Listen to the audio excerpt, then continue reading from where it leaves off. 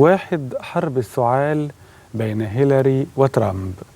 اتكلمنا قبل كده عن الملف الطبي للسيدة هيلاري كلينتون الرئيسة المحتملة لأمريكا، وقلنا إن ترامب وجولياني وكتير جدا من قادة الحزب الجمهوري أنصار ترامب هاجموا هيلاري كتير جدا لأسباب صحية، نتيجة إن في ارتجاج في المخ وارتجاج تاني في المخ حصل بعد كده.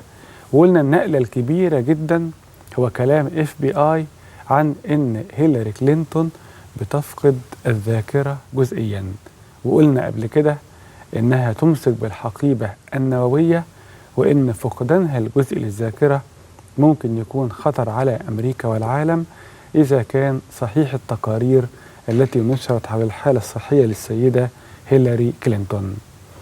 النهاردة هيلاري كلينتون كانت بتتكلم في مؤتمر جماهيري انتخابي في كليفلاند في ولاية أوهايو، وهي بتتكلم قدام الجمهور أثناء انفعال في الحديث.